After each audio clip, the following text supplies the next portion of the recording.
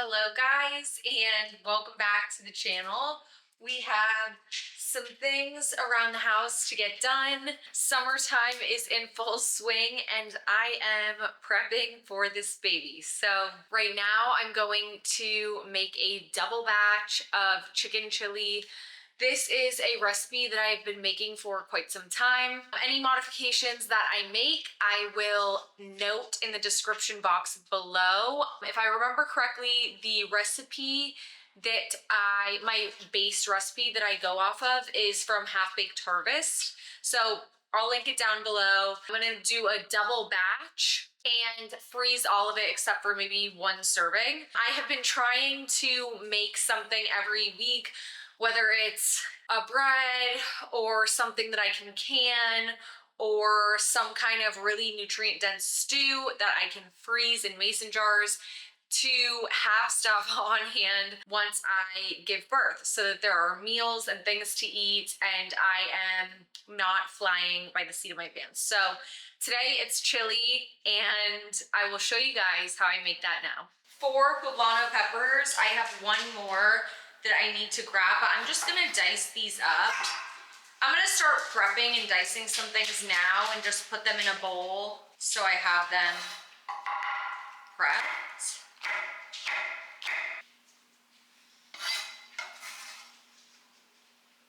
Okay, poblano peppers, all diced, that's 4 peppers. I'm going to do 3 yellow onions.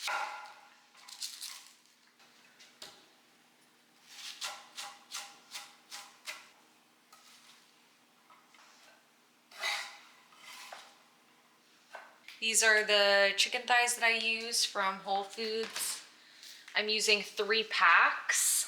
Very simple. I do salt, cayenne pepper, paprika. I'm going to flip these over and do the other side the same, and then sear these off in a cast iron. Once these are done, I will dice them up once they've been cooked on the cast iron and toss them into the chili once the veggies are cooked.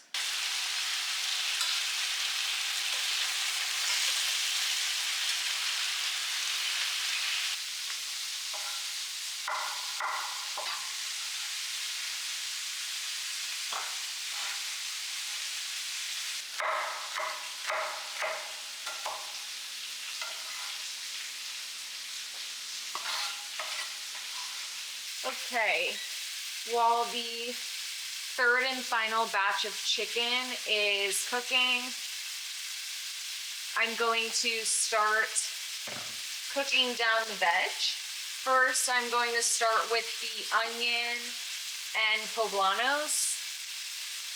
And I'll let this go for, let's say 5 minutes, then I'll check on it.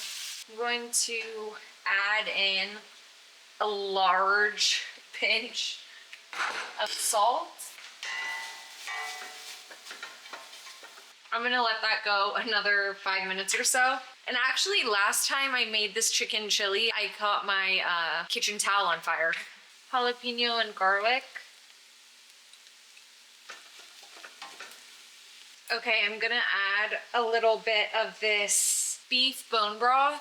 It's a really nice gelatinous one so that I can get that collagen profile out of it. I drained these beans. I'm gonna do 1 can of pinto and 2 cans of cannellini.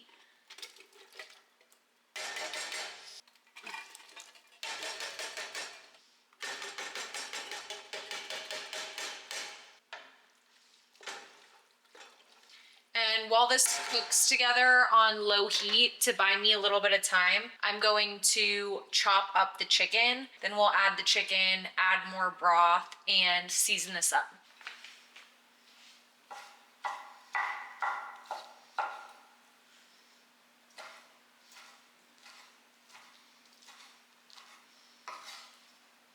Okay, chicken in. I'm also going to add some of this salsa verde, 3 containers.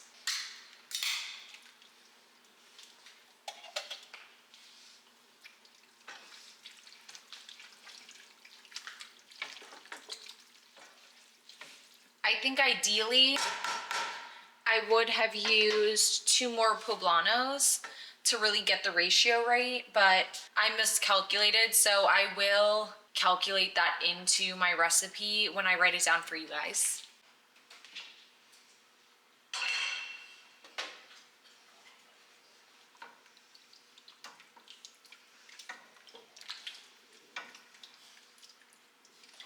This is done. So I'm going to go ahead and put it in large mason jars, let it cool off, and then I will label it and put it in the freezer. And when I thaw this out to eat it, I usually put it over red quinoa with some raw cheddar and pickled jalapenos. The new silk corduroy vintage couch that I found came home with me, and it is in the place that I had envisioned it going. I took some measurements that turned out to be incorrect, and so it cannot stay here. There's no more room on this side. It's sort of in the same spot as the previous couch, which was also vintage. It's just upstairs at the moment. But over here, there's not enough of a walkway. And that is the entrance on each side to come into the living room. And so that is okay. This is part of the collecting process. I'm not even going to say that it's a mistake, because although it was an accident, not taking the right measurements or forgetting the right measurements because I got so excited. This is a beautiful, beautiful piece. I love this peachy beige color. The fabric, obviously, you can no longer find. It's down filled. I love the clean lines, the lower profile. The cushions are all removable. And so, although there are a few scuffs on a couple of the legs and a couple of the corners, to me, that is not flaws. Those are part of its character, part of its story, and I am just its current caregiver, you could say, until this moves on to the next person. So, although this can't stay here, it does fit upstairs in the loft where we previously had a really vintage, worn in, dark brown leather restoration hardware couch. That has gone to my husband's man cave, which is perfect because the long-term plan is to paint it dark green, have leather furniture, and really make it a man cave. The beautiful vintage couch that was here, it's a bean couch, you'll see it again, that I reupholstered, is right upstairs for now. It's going to come back here because it is a really nice fit. And there was no need to change it out other than I'm a collector and that's what I do. So this fits perfectly up there. We're not going to have enough room for 2 side tables, which is fine. I might play with having a marble pedestal in a corner with a nice vase and some big greenery, but this is also not the long-term plan for the loft. I do have long-term plans for when our kids are, 2 to 5 and older, having a wine tasting table up from wall to wall. I'll go ahead and show you that. So I'm going to stop talking about it for now. But nonetheless, this will have a home up there for several years. If you are a collector like I am, a collector of vintage and antiques, your house becomes your laboratory. So this is my lab. This is where I experiment. I switch things out. And as your budget increases and your style is clarified over time and sort of honed in, things go from good to great.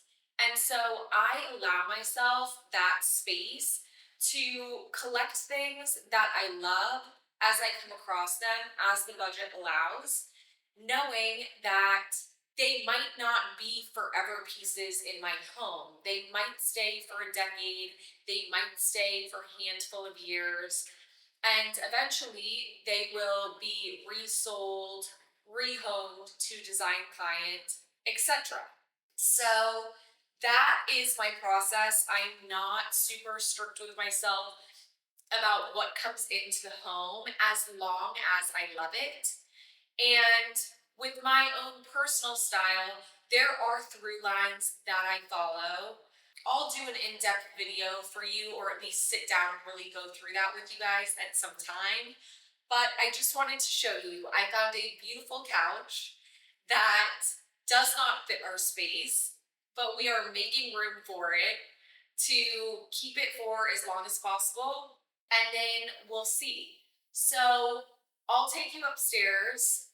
I'm sure you guys have seen the couch that normally lives here, but I'll show it to you again, and I'll sort of walk you through what my vision was for the loft upstairs when we built the house, because that will be this couch's temporary home, but not the permanent situation for upstairs. Let's go. This is a vintage couch that I purchased probably a year and a half before we ever moved into this house.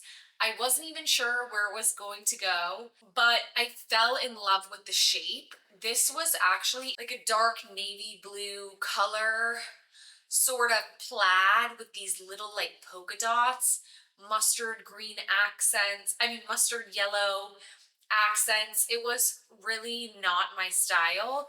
So I had it reupholstered in this beautiful velvet material that's a Krypton fabric. So it's very durable. And this one section swivels, which is so cool. And I just love the abstract sort of bean shape, but this will go back downstairs where that other couch is. It just shows you, like I said, I bought this before we ever even moved into the house. I wasn't even sure where it was gonna go. I just knew I had to have it. And it's been years and it's still here. So if you really love something, you will find a space for it. And honestly, it sort of is a creative challenge to make things work when you really want them in your home. So this area, this is a loft. We have a bedroom on each side, which is the guest bedroom and the nursery. Eventually they will both be kids' rooms. And so we want to homeschool. So this area right here, this wall behind me, actually the long-term plan was to either get a long wall-to-wall built-in desktop with a little bit of storage underneath, because this can be somewhere to do homework. It can be an arts and crafts area. You know, we can have little like colorful beanbag chairs in here. It can be a sort of playroom to hide the mess. We could also, instead of doing a built-in, do a long wooden slender wine tasting table if I wanted to go the antique route, or get a custom long table. I'm thinking something quite narrow, but like a really long table where you can push chairs in to have a workstation or a play station or a creative station for the kids. So eventually that's what this will need to be. You know, we have 4 bedrooms in the house. 2 will be kids' rooms.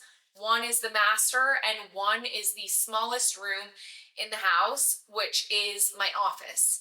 So in order to homeschool and have this be really functional for kids, we do need sort of a secondary area, or not need, but it would make life easier to sort of have a secondary area for the kids that's not their bedroom. And so this would be utilized for that. So things are ever changing, ever evolving, and I think that that's honestly part of the fun with it. I don't know that that would be everybody's cup of tea, but that really fuels me creatively, and as a collector, it really gives me the freedom to play. So like I said, this is my laboratory. Mistakes happen, but the outcome always ends up being better than I could have even envisioned. So this will go downstairs when I have some help, and the beautiful crushed velvet corduroy silk upholstered couch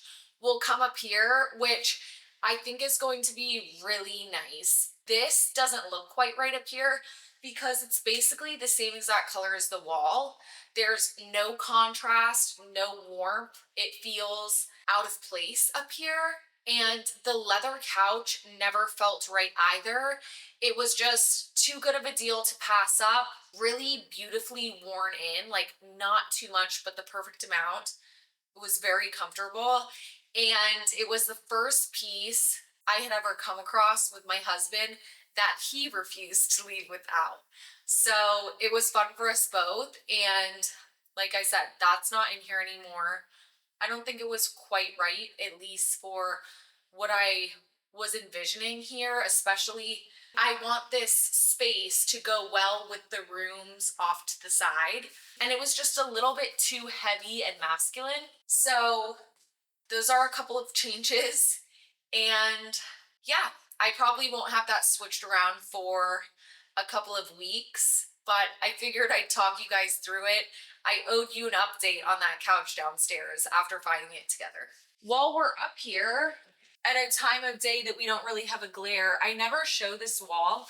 This is the door to the nursery bathroom, and then there's a door to the bedroom here. They connect on the other side, but this little wall, this little vignette, I never show you guys because of the high windows across. There's always a really bad glare, but this is a beautiful orchid lacquered art piece. It's an original piece of art.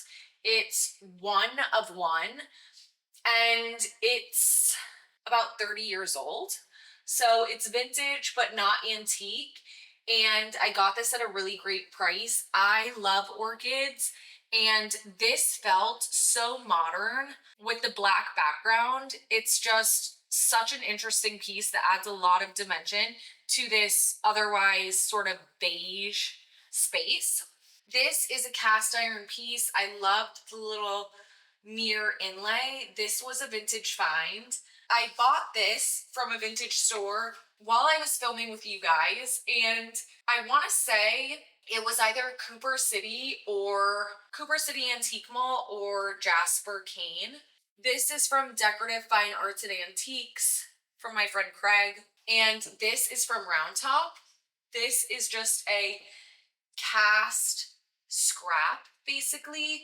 These were the moldings, little moldings like this that are used to create the final product, and then these are normally just tossed out. But I love that it felt like a little relic. It feels like something so ancient and old because it has so much patina and wear on it, and it just felt like a really cool three-dimensional piece of art to sort of switch it up. So that's what we have going on here.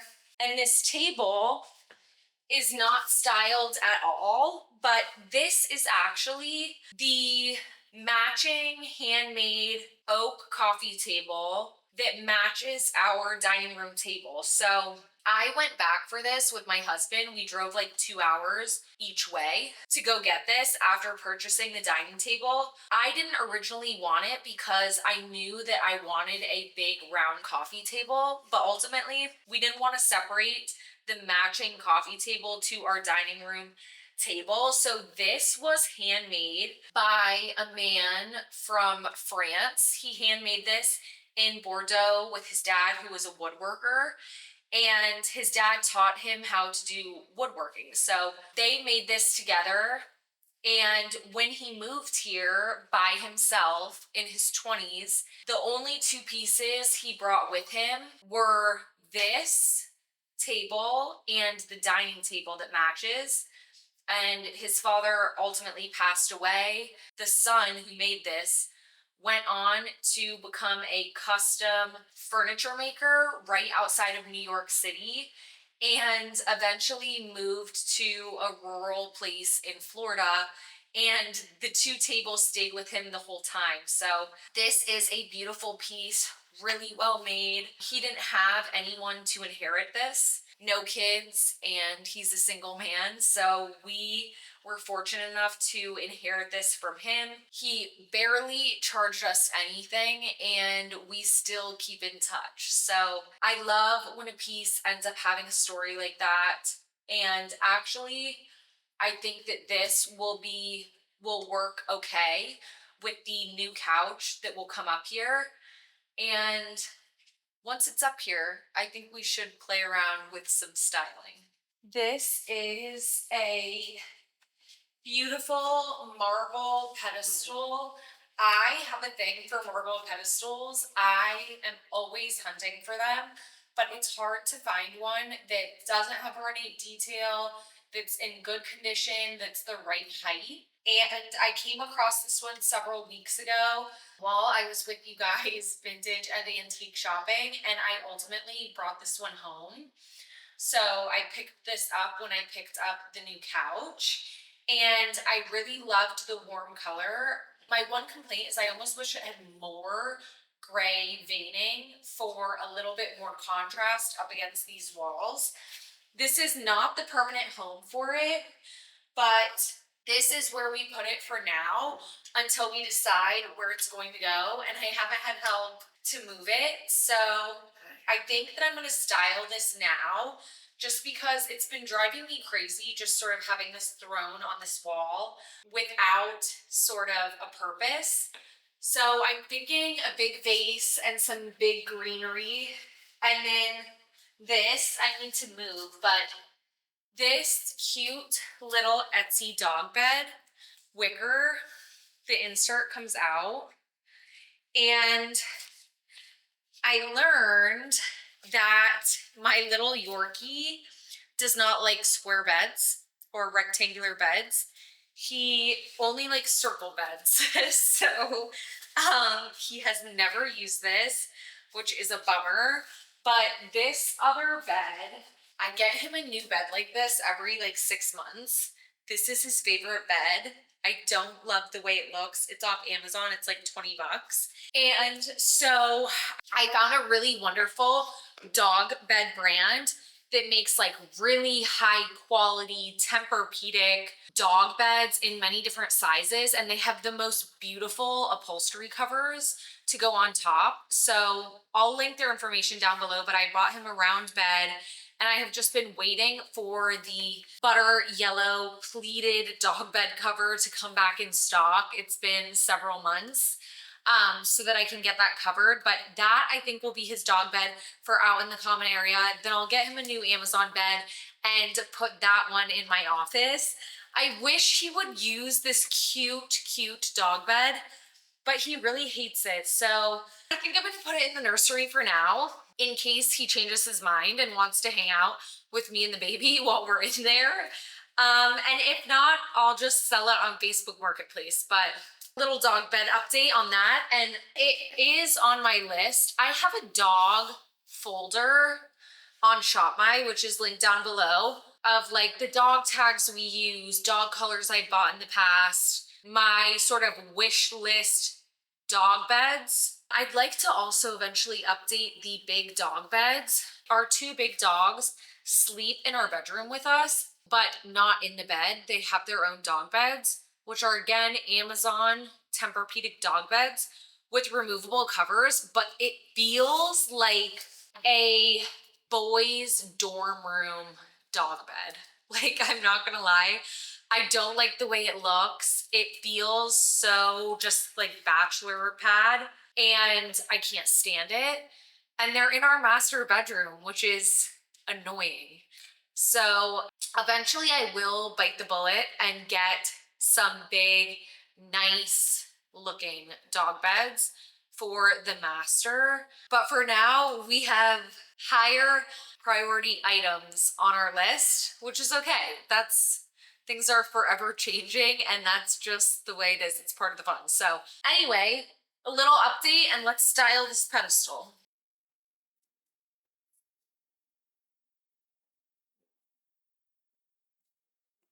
I'll write in the description down below what kind of greens these are, because they're really the best that I found, unless you have like a good tree that you can snip some branches off in your neighborhood. They're the most sort of like rustic looking greens that are really long. Most of the other ones are like half of this length, but I do need to freshen these up.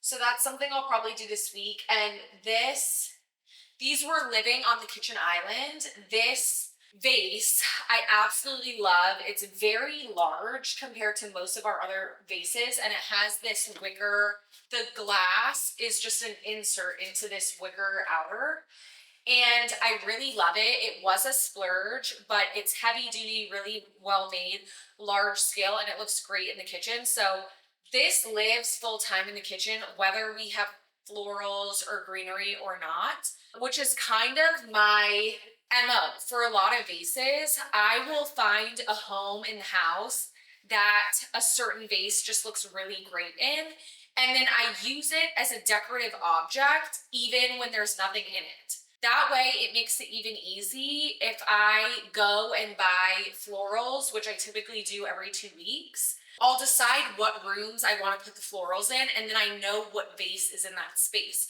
whether it's sort of shorter, taller, wider, and what kind of plants look good inside of that vase. So it makes it easy, and it also allows for sort of more of like a seamless experience. It's easier to choose greenery. You know that it lives in that space, whether there's something in it or not. It's a decorative object when it's not being used. And I've just found that that's like a really good method for me, especially as someone who likes to buy florals every 2 weeks. It's kind of like therapy, and it gives you some parameters. Like if you walk into a floral shop, there's so many beautiful things. It can kind of be overwhelming, give you decision fatigue. You're not sure what to get. And having certain vessels in certain areas permanently gives you some parameters to work with, which can be a useful tool actually for your creativity. Okay guys, that is it for this week's video. If you made it this far, please like this video and subscribe, and I will see you guys next week for another one. Bye.